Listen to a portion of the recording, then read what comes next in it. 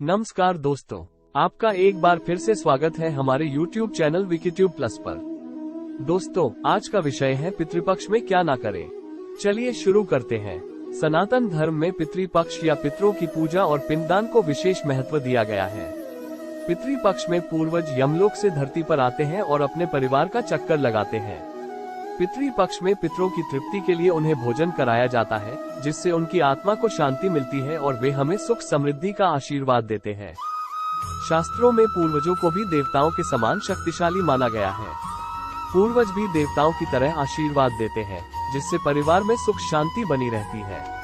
पूर्वज क्रोधित भी होते हैं, जिसके कारण जीवन में कई उतार चढ़ाव का सामना भी करना पड़ता है। इसलिए इस पावन पितृपक्ष में कुछ ऐसे कार्य हैं जो नहीं करने चाहिए। ऐसा करने से पितरों की आत्मा क्रोधित हो जाती है। पितृपक्ष में भूलकर भी ना करें ये काम। शास्त्रों के अनुसार सुबह का समय देवी देवताओं की पूजा का होता है। वहीं दोपहर के समय पितृगण की पूजा करनी चाहिए। ब्राह्मणों को जो भोजन करना चाहिए, ये सब कार्य पितरों की तृप्ति के लिए दिन में ही करना चाहिए। इसके साथ ही पितरों को दान किया गया भोजन गाय, कौए, कुत्ते को भी खिलाना चाहिए। पितृपक्ष के दौरान पितरों की आत्मा की शांति के लिए पिंडदान और तर्पण विधि करनी चाहिए। धार्मिक मान्यताओं के अनुसार पितृपक्ष में पितरों की पूजा न करने से पितरों को मृत्युलोक में स्थान नहीं मिलता और उनकी आत्मा भटकती रहती है, जिससे पितरों को क्रोध आता है और अनेक दोष उत्पन्न होते हैं। इसलिए पितृपक्ष में तर्पण विधि और श्राद्ध कर्म किया जाता है। पितरों की पूजा करते समय विशेष बातों का ध्यान रखना चाहिए। भूलकर भी पितृपक्ष में लोहे के बर्तनों का प्रयोग नहीं करना चाहिए। ऐसा माना जाता है कि पितरों के लिए बने भोजन या जिसमें भोजन परोसा जाता है, उसमें लोहे के बर्तनों का प्रयोग नहीं करना चाहिए। ऐसा करने से पितरों को क्रोध आता है और परिवार की सुख, शांति और समृद्धि पर बुरा प्रभाव पड़ता है। इसलिए इस दौरान आप तांबे, पीतल या अन्य धातु के बर्तनों का प्रयोग कर सकते हैं। पितृपक्ष पूर्वजों को याद करने और उनकी पूजा करने का समय है। इसलिए एक तरह से इस समय को परिवार में दुख और गम का माहौल माना जाता है।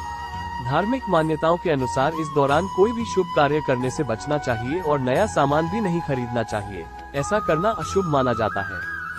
यदि आप पितृपक्ष के दौरान पितरों का श्राद्ध कर रहे हैं तो शरीर पर तेल लगाने और पान के पत्तों का सेवन करने से बचना चाहिए। साथ ही संभव हो तो दाढ़ी और बाल भी नहीं काटने चाहिए और इस दौरान शास्त्रों में इत्र का प्रयोग भी वर्जित माना गया है। ऐसा करने से पितरों को क्रोध आता है, जिससे जीवन में कई समस्याओं का सामना करना पड़ता है। पितृपक्ष में भूलकर भी किसी का अपमान नहीं करना चाहिए, क्योंकि आपके पूर्वज किसी न किसी रूप में आपके दरवाजे पर आ सकते हैं और आपके व्यवहार से उन्हें ठेस पहुंच सकती है। इसलिए आज के समय में न तो किसी जानवर का और न ही किसी इंसान का अपमान करना चाहिए। इसे भी अपनी आदत बना लें। यदि कोई भिखारी या कोई अन्य व्यक्ति आपके द्वार पर आया है तो उसे बिना भोजन के नहीं भेजा जाना चाहिए। पितृपक्ष के दौरान हमेशा सात्विक भोजन करना सबसे अच्छा माना जाता है, क्योंकि यह भोजन पितरों को चढ़ाया जाता है। प्याज और लहसुन से बना खाना खाना न बनाएं। यदि आपको अपने पूर्वज की मृत्यु तिथि याद नहीं है तो पितृपक्ष की अंतिम तिथि को आप पिंडदान या तर्पण विधि से पूजा कर सकते हैं। ऐसा करने से सभी दोषों से मुक्ति मिलती है और उनका आशीर्वाद भी मिलता है। पितृपक्ष की अवधि के दौरान व्यक्ति को अपने मन, वाणी और शरीर पर पूर्ण नियंत्रण रखना चाहिए। इन दिनों को भूलकर भी किसी को मन और वाणी से बुरा नहीं बोलना चाहिए और न ही बुरे कर्म करने चाहिए। ये समय पितरों को याद करने का है, इसलिए वाद विवाद से दूर रहें। ऐसा करने से पितरों को गुस्सा आता है कि उनके परिवार के लोग आपस में झगड़ रहे हैं। इसलिए इन दिनों प्रेम से रहना चाहिए ताकि पितरों का आशीर्वाद हमेशा बना रहे। पितृपक्ष में जप, तपस्या और दान का विशेष महत्व है। इन दिनों मन पर संयम रखकर पितरों का ध्यान किया जाता है और मन को शुद्ध रखा जाता है। इसलिए पति पत्नी दोनों को शारीरिक संबंध बनाने से बचना चाहिए और ब्रह्मचर्य का कड़ाई से पालन करना चाहिए। पितृपक्ष में पितरों का वास घर में ही होता है, इसलिए उन्हें ठेस पहुंचाना ठीक नहीं होगा।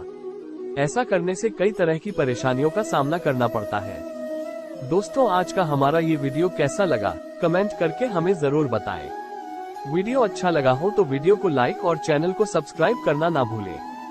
धन्यवाद। जय श्री राम।